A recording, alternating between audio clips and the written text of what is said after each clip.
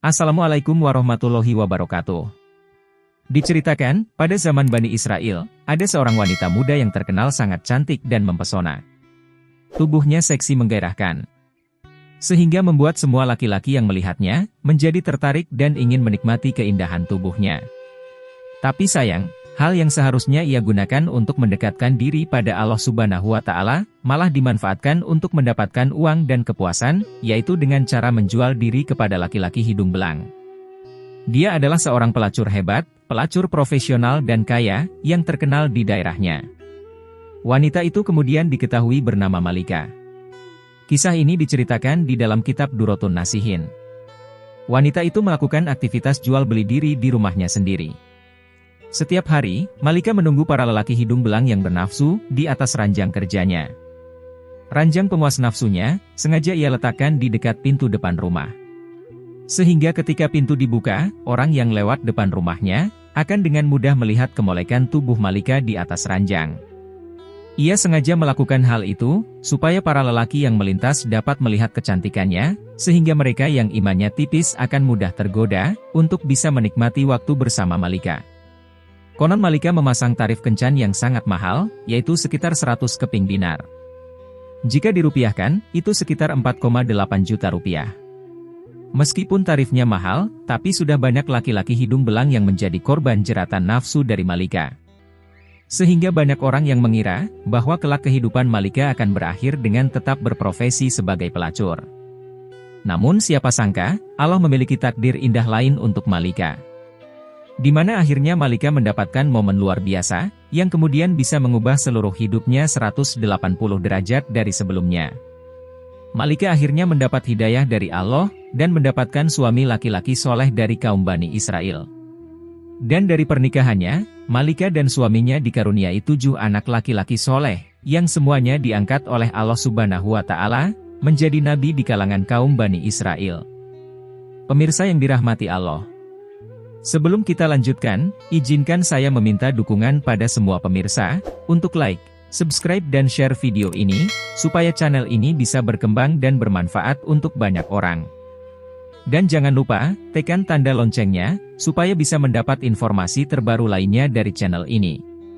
Suatu hari, ada seorang laki-laki muda, melintas di depan rumah Malika sang pelacur tersebut. Dia adalah laki-laki soleh dan ahli ibadah. Ia berasal dari daerah yang sangat jauh. Sebut saja namanya Fulan. Ketika lewat, secara tidak sengaja mata Fulan melihat tubuh Malika yang seksi di atas ranjangnya. Kata orang-orang saleh, pandangan pertama yang tanpa kesengajaan, merupakan sebuah rezeki. Sedangkan pandangan kedua dan berikutnya adalah dosa, karena sudah berbalutkan nafsu syahwat. Melihat keindahan tubuh Malika, mendadak bergejolaklah darah mudanya si Fulan. Syahwat dan nafsunya langsung meningkat. Sebagai seorang ahli ibadah, ia berusaha sekuat tenaga menahan nafsu birahinya. Bahkan ia sempat berdoa memohon kepada Allah, supaya menghilangkan syahwat setan yang tengah melanda hatinya. Meskipun sudah ditahan sekuat tenaga, nafsunya terus membara. Syaraf tubuhnya menegang, dan akhirnya benteng imannya pun jebol. Ia tidak mampu lagi mengontrol hawa nafsunya.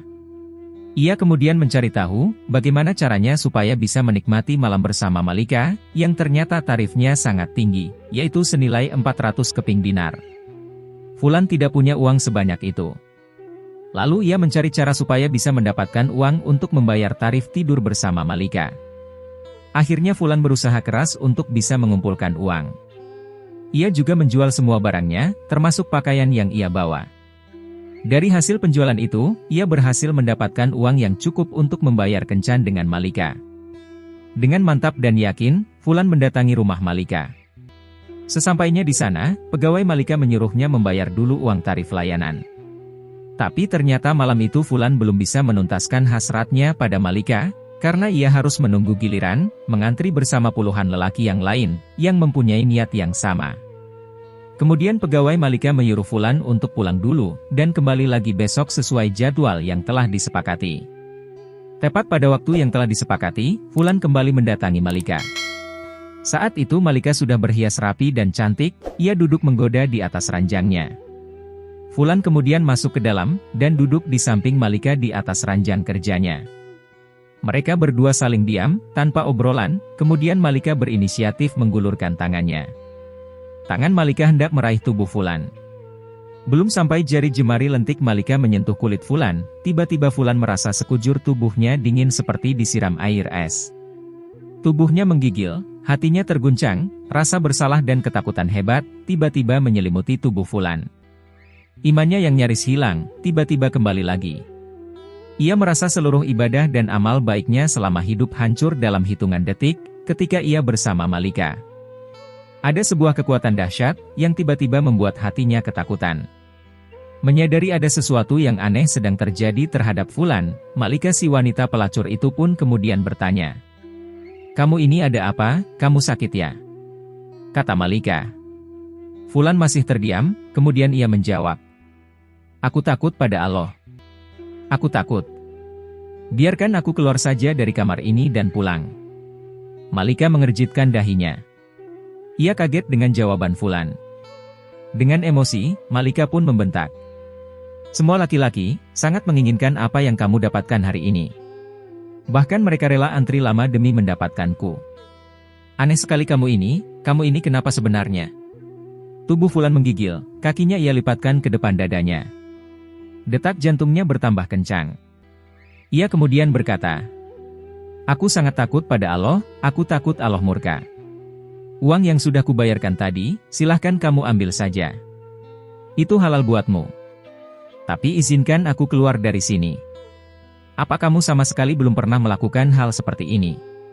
tanya Malika. "Ya, ini yang pertama," kata Fulan. Kemudian Malika bertanya lagi. "Kamu itu sebenarnya siapa dan dari mana?" Kemudian Fulan menjelaskan siapa dirinya dan dari mana asalnya. Setelah mendengar cerita dari Fulan, Malika pun mempersilahkannya untuk keluar. Fulan keluar dengan menangis terisak, tubuhnya linglung seakan mau roboh. Sepanjang perjalanan pulang menuju rumahnya, Fulan tak berhenti menyumpahi dan mengutuk dirinya sendiri. Ia sangat menyesali perbuatannya yang barusan akan ia lakukan. Ia menyesali sebuah dosa yang belum sempat ia kerjakan. Sementara itu, Malika di dalam ruangannya masih merasa bingung.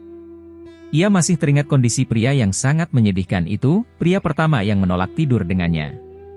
Malika merenung memikirkan fenomena aneh yang baru ia alami malam itu sepanjang hidupnya.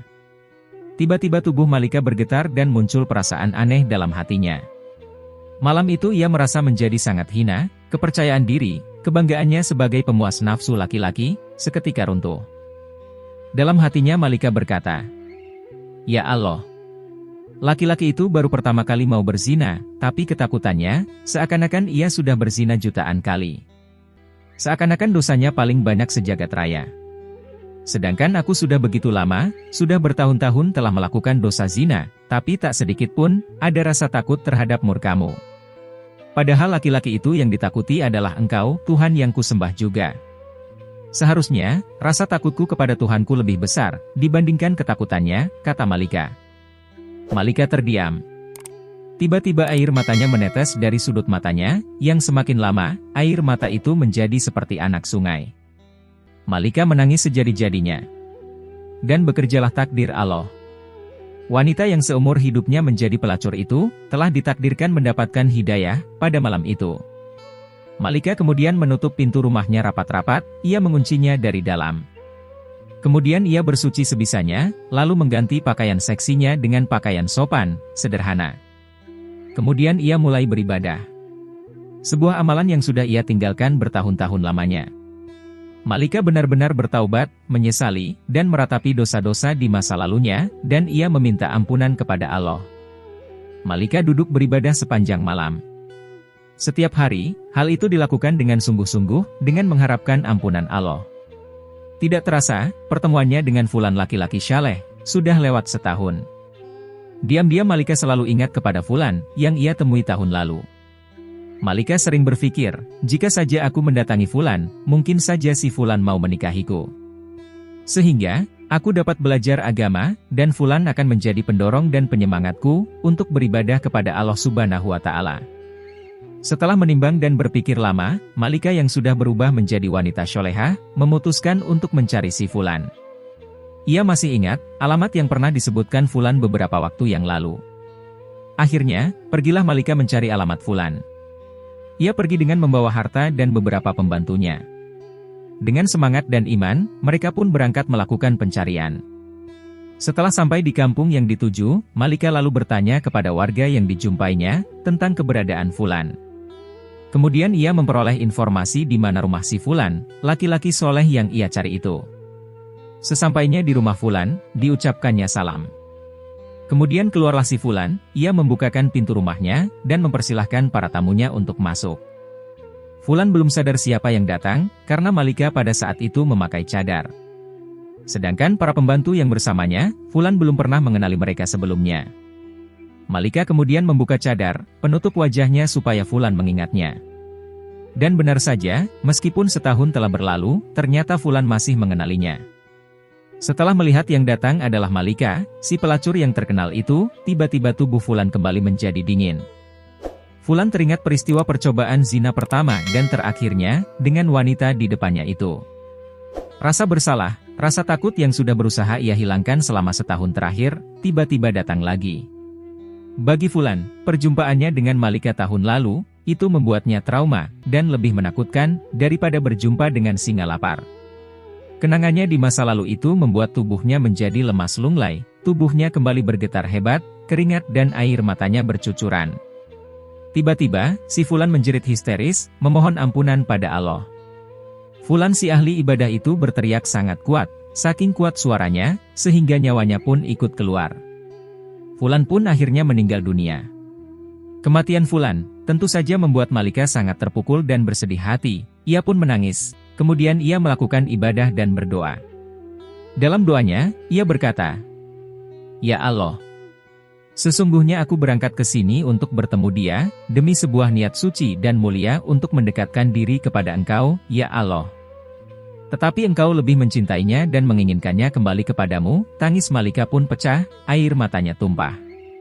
Setelah Fulan selesai dimakamkan, kemudian Malika bertanya kepada keluarganya, "Apakah Fulan punya seorang saudara laki-laki di antara keluarganya, yang membutuhkan seorang istri?" tanya Malika.